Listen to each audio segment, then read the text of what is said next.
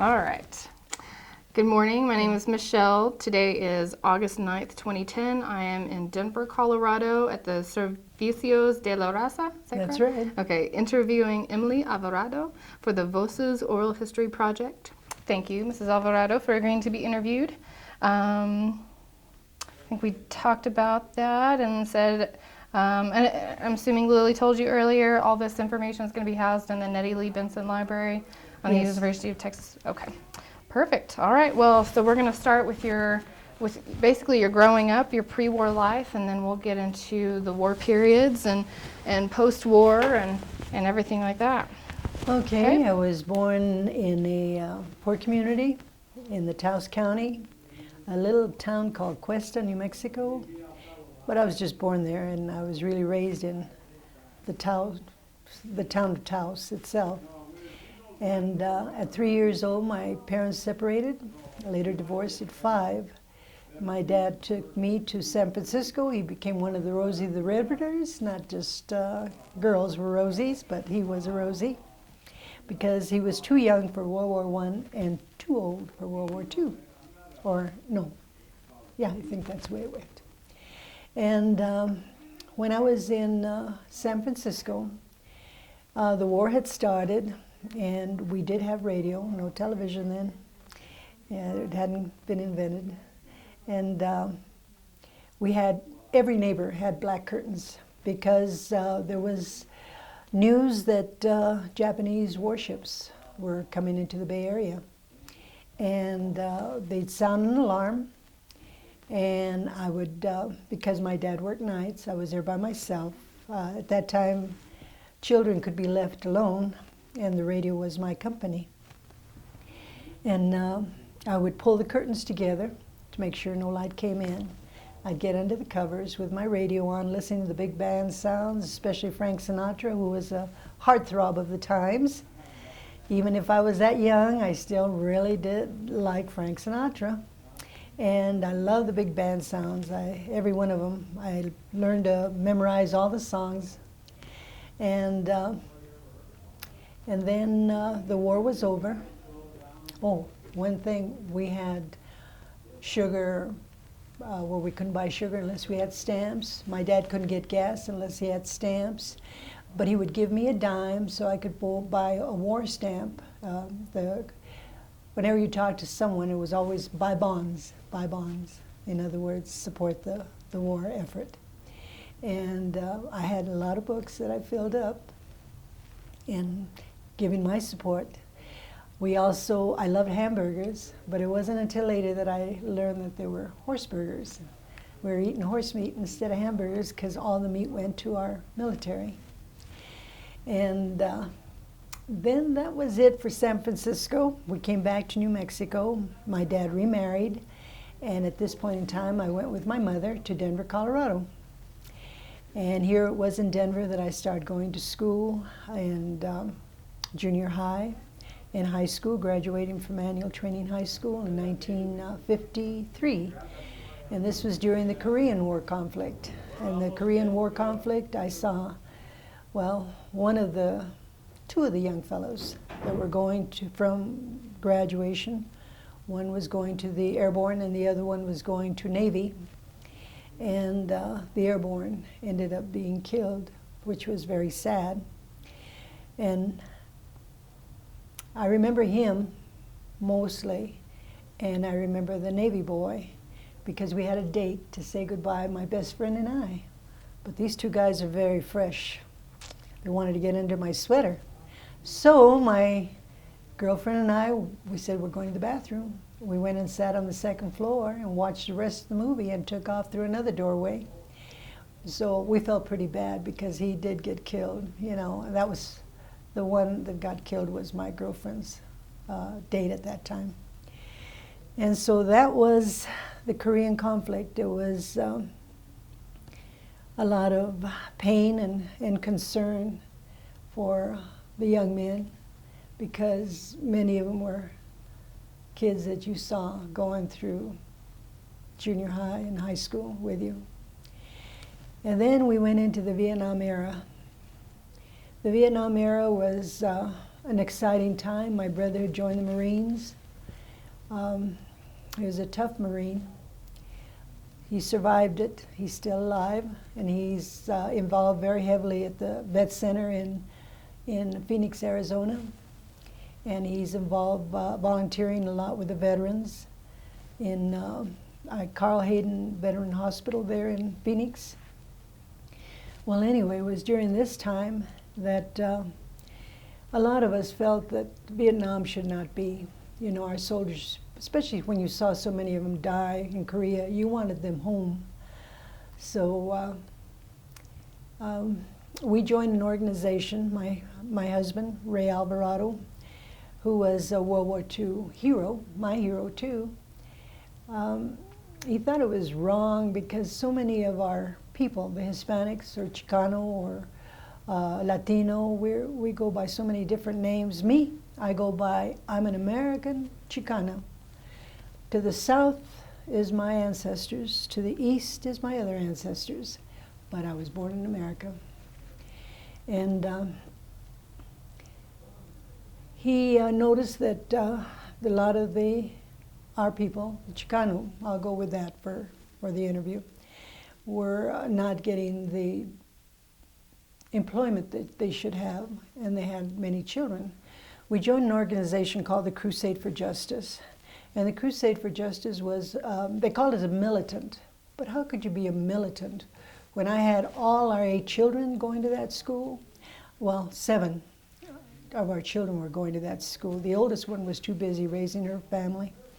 And I had other ladies that had their children, like Rudy, the person who were responsible for this nice place that we have here. She had 8 children also. And to me, that doesn't sound like a militant group.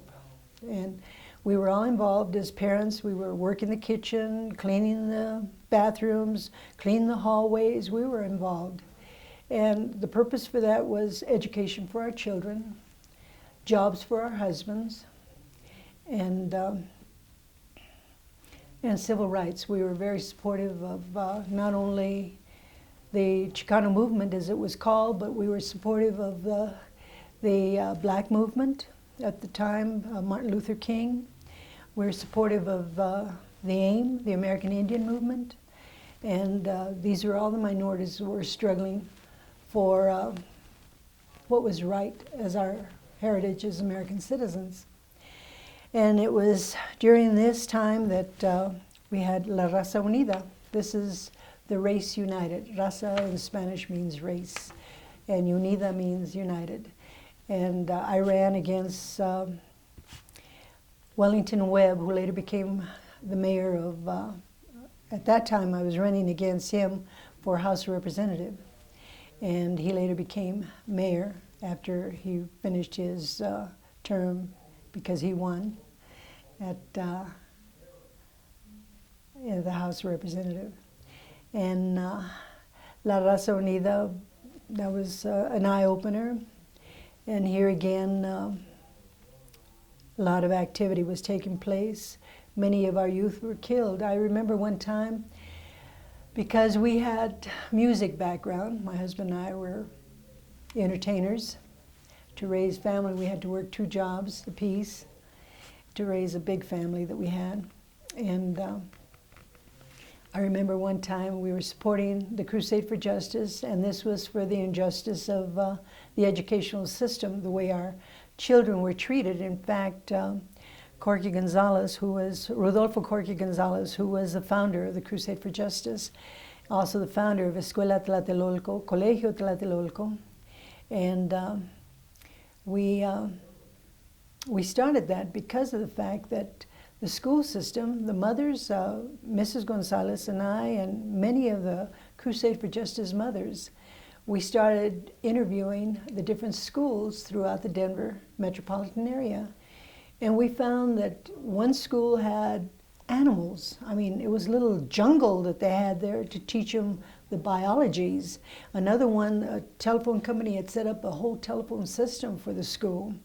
And another one, books, they were up to date. I remember what really angered me is that the school where my children went to, there were 35 students to one teacher before we joined the Escuela Tlatelolco, and they had one, what was it, not magnifying glass, but to see germs and what have you. Oh, microscope. Yes, they had one for the 35 students. When I went to this one school, every child had one. And then they opened the doors to show us where the supplies that they use, the history books that they use, they were up to date. We are using 10, 12-year-old school. In the public schools, they were using these old books and not up to date. And this particular school had so much supplies, they could have given it to other schools, you know, but no, they stored them. And that angered me too. You know, you see the contrast and comparison that's happening with public schools in one area and public schools in the barrio, which is where our people are located, or the ghetto, where our people are located. And we were very involved in that school. We wanted to make a difference. We wanted to give positive thought to our children. And many of the children really did wonderful. They graduated. We taught them to be proud of who they were through the culture, through the dance, through the music, through the arts, through the educational involvement, period. And the parents were all involved. My husband was a bus driver. He would pick up the kids in 5 different barrios to bring them to the Escuela Tlatelolco. And we didn't teach them kindergarten, 1st grade, 2nd grade, on up to 12th grade. No, we taught them the tribes of their ancestors. Not the conquistador, but the tribe of the Indian mother. So the preschool was called Olmeca, the oldest tribe. And then it was a Maya, then it was Chichimeca, Zapoteca, Mixteca, Nahuatlaca, etc., etc. And that was the learning. They had to know who they were as a total person. And I think that we have produced some great kids out of that. Positive kids that know their rights as American citizens and are taking advantage of that. Going through the school system, our son, we just went to see our son, Ray Jr. He graduated with his master's in Indian law in Washington State. And his daughter, who graduated from high school the same year, this year, like my son, she's going on to the University of Oregon. And she was chosen out of her district to be the all-star in basketball. So I think that positiveness has traveled on to our grandkids. And we have, out of our 8 children, we have 26 grandchildren and 28 great-grand. My husband's 88. And you know my age, I just told you when I was born. So that's it in a nutshell for me. I can't think of anything else that I could say at this time, except we continued on with our music, and our music is right now at the Smithsonian Institute in Washington, D.C. It's called the Chicano Movimiento album. And all royalties went to the school to keep it going, and which it is. It's under the leadership of Corky Gonzalez's daughter, the oldest daughter, the firstborn, Nita Gonzalez. And we're very proud of her. And we're very proud of the son, who you met, Rudy Gonzalez. And he gave us this beautiful place here to have all these interviews. And of course, I'm mostly proud about my World War II husband. I want to tell you about him and take it away from me for a while. My World War II husband joined the military right after CC camps, these conservation corps. And the reason for that, they'd just come out of the Great Depression, and thanks to President Roosevelt, the WPA, they were able to give jobs to our youth. And he said he received $5 a month, and the rest of the money went to his mother. And that helped with she was a widow, and she had 6 children. And so He had two other brothers that also went to the CC camps. He was in there 2 years. The other brothers were in there only 1 year apiece. And he was drafted into the Army. He was in the 504 engineering. And while he was traveling across the Mediterranean on Convoy 26, they were on their way to the China, Burma, India, the CBI theater. And there were many ships. During World War II, we weren't prepared for war. We were at war with Germany and also with Japan. And because we weren't prepared for war, my husband would practice with a wooden gun until he was able to get a real gun to take care of. And I guess it was with him all the time. And anyway, we didn't have ships. So in this convoy, we had ships from everywhere else. He was on the HMT Rohna, His Majesty's transport. And as they were traveling the Mediterranean, it was during the Malta Conference when President Roosevelt, Churchill, and Chiang Kai-shek and Stalin were meeting. And since these heads of state were all meeting, they left the Mediterranean and this convoy without any support, because all power went to support these heads of state. And so there was a German attack on the convoy 26, and one of the planes had a missile, an aerial missile, and it went directly to the HMT Rohna. Of the 2,000 men that were on that ship, within a half hour, 1,138 lost their lives. 177 of them lost their lives in the hospital, plus more later on. My husband saved 5 men. He saved Captain Johnson, Sergeant Snyder, and 3 British crewmen. He was in the waters of the Mediterranean over 12 hours. He said that when the aerial missile hit, everybody was in the 8th deck, which is 8 stories down, and they were told to remain there. And he had this life belt called the Mae West. And some joker, Jose Martinez, he went around punching everybody's life preserver. And of course, when you push the capsules, it would explode it and activate it. Well, it scared the heck out of him, and he knew he couldn't get any more capsules because they'd already ran out, because guys like Jose going around, horsing around like that. Ray turned around, he says, if we get hit, I hope you don't make it, you SOB, you know how guys talk. And he says that everybody was looking out portholes, and they were saying, oh, they're coming, look, they're shooting, and all that excitement. And he just sat down and started playing cards with some of the guys that were like him, just playing cards. I think they were playing poker. He said he had the dead man's hand. I think that's supposed to be 3 queens and 2 something or other. And he told Hernandez, he says, hey, let me have a couple of bucks. I have a great hand. He says, I'll pay you a payday. And Hernandez gave him the couple of bucks. This poor Hernandez, when his mother found out that he was the one that was killed in the European theater, because they kept it secret.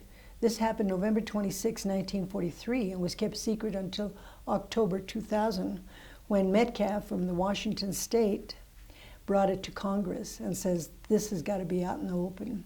But if you, thanks to the federal, the FOIA Act, federal, it passes me right, and I'm a government worker and I can't think of it's the acronym FOIA anyway. And we were able to get a lot of the paperwork showing it did happen. It showed how many ships were on there. We have all of that. Well, anyway, my husband was sitting playing cards, and the power of the missile, when it came in, it was like someone hit him on the head. He said he saw himself spinning around, getting small like a little pea. And he says, I'm on my way to hell, and I deserve it. I've been so mean with my mother.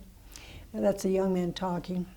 And then all of a sudden he stopped and he started growing again. When he came to, it was smoke and blood, and because of vacuum that this missile had created coming in through the walls of the ship, It wasn't a torpedo because it didn't come below. It came from above straight to the engine room. That's why the ship went down so quickly. And the men that were in there, only 3 were intact. And that was Lieutenant Wood, who was slammed against the wall, and there were hooks there, I guess maybe for the coats or whatever, but that kept him intact.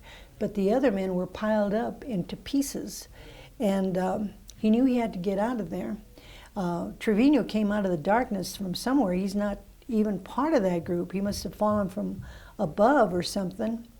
And he called Trevino. Lee Trevino was his name, probably a relative of the golfer, maybe not, who knows. But anyway, he says, help me blow this up. So he took one side, because it was a double tube. He took one side of the tube and Trevino the other, and together they started blowing it up, and just blew it up enough. And then he saw Snyder crawling against the edges towards a hole. He knew he had to get out of there, but Trevino went into the blackness. He says, no, don't. He says, come with me. If you go back into the blackness, you're going to die, Trevino.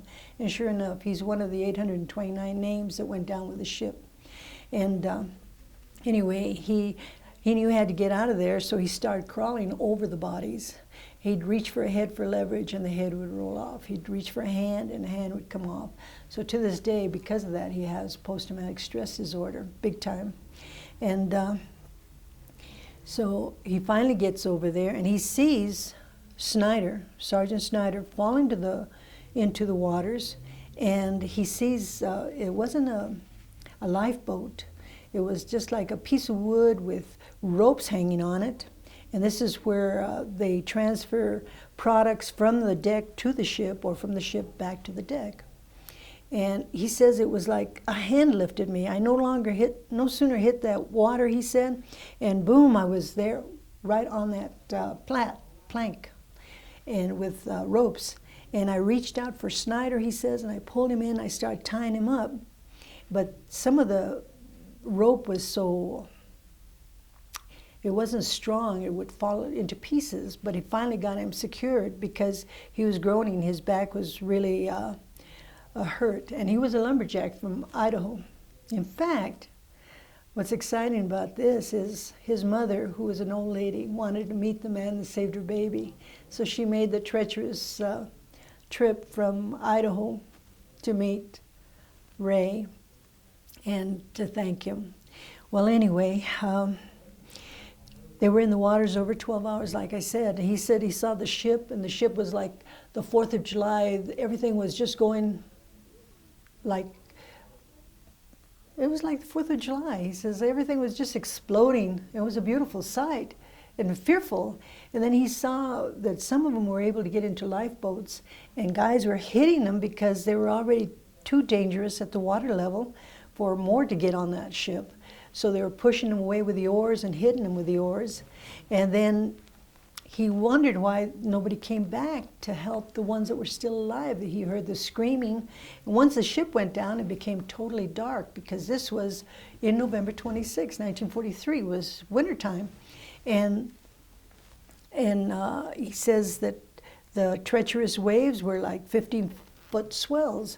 And finally, he saw that a couple of ships did come back for survivors, and he would see lights. But just as the light would come to hit their little raft, he says it would go down a swell and the light would just pass over. And it kept going like that, and finally there was nothing. It was just blackness. And then he says the waters, there were 3 British crewmen, and they were Hindustani. And they weren't prepared for the cold winters because they had this diaper type of uniform on them. And they had gotten a hold of a little one, like his, but smaller. And he says, throw me a rope. I have a bigger one. We'll stay together. And little by little, though, he saw, no matter how he tried to talk to him and sing to him and make jokes, he saw him fall into the water and never saw him again. One by one fall in, and then pretty soon another one, and then another one. He says it just broke his heart because he became real friendly with him. He wanted to learn Hindustani, which he teaches me. Salam alaikum, Sahib. I have no idea what I'm saying. Or others. He wanted to know how to say, do you have a sister? He's a character, my hubby was. And is, I shouldn't say was, he is. And so it was treacherous with the swells, he said, and all of a sudden, out of nowhere, it just started getting very, very calm. And even as dark as it was, he saw a darker, like bobbing towards him. And then he heard a voice saying, "Please help me, I'm Captain Johnson, please help me. If you don't help me out of these waters, I will drown, I will die." So he reached out for him and brought him. He says, "I have a flashlight." And this is very odd. But with the Freedom of Information Act, that's what I was trying to think of, Freedom of for the FOIA. This is the most oddest of all. And I don't care. My husband said it did happen in 43. He says, "I have a flashlight. Not only does it glow up in the air, but it glows on the water." And according to Mr. Holcomb, who worked in Washington, D.C., he says, "You know, Ray, you told us about that flashlight. But you know that that flashlight was not discovered, not created until 1945, 2 years later?" He says, "I don't care. That was God that I saved. If it wasn't Captain Johnson, that was God, God's angel, because I had that flashlight." And he says it was just starting to break, not quite dawn, but just enough to see a silhouette of a ship. And he says, "Give me that flashlight." He says, "I don't care if it's German, I want out of these waters." And he put himself up on his side, and a light flashed on him. They came together, and it was a USS Pioneer, one of our ships. And the USS Pioneer was, they saved over 605 men. I mean, they were dangerous already because they had a full crew, plus these 600. And when they put them all into the USS Pioneer, they took him to the first mate's quarters. And the next day, they had him, he doesn't remember that, he just woke up on the beach, and they had him lined up, and they were going tagging, because these guys were dead. They were tagging the guys, and they were tagging him. And he's real sensitive on his feet. And he moves his feet, and he says, "Hey, this guy's alive." So they took him to a tent place, like a tent hospital. And then they moved him from there to another bigger tent hospital. And then they took him to a real hospital in Bone, Africa.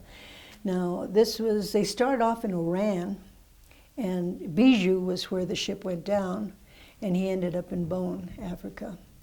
And when we went to, in fact, I have the telegram that they sent his mother to tell her that her son was getting out of the hospital. I brought a copy of that so I could give to you so you can make copies of that. Yeah. And anyway, let's see, where was I at? Oh, when we went to North Africa in 2003 or 2002, we went in December. It was during the time that Blair and President Bush and all these issues with Saddam was taking place. And it was pretty rough out there. That was a rough time to be there, especially a lot of people didn't want to go to North Africa, we actually went to Spain. And North Africa is just like 8 miles from the Rock of Gibraltar, and a lot of the people took that ferry across. And I didn't want to go because I'd heard from the other ones that had gone earlier that they were spitting on their food, they were kicking them when they walked by, and it was just really bad news. But I says, but we're close to Carthage, which is located, it's like a suburb to Tunis, Tunisia. And I says, we can get a flight for $300 for you and I, because they're having this golf thing out there. And you get 2 nights at a hotel and the flight and food. And so I said, we're never going to come this way again. I don't like to travel. I said, I don't want to come outside of the USA. I'm going to see the USA first, I told him. And I says, let's get this flight. Let's go and let's see where these men are buried. It'll be a good closure for you. And he agreed. So we flew to Madrid. From Madrid, we went to Tunisia. And we flew into Tunis, which is a city. Tunisia is a country. And we stayed at that hotel. And we hired a cab driver to take us to Carthage, to the North African American Cemetery. And I have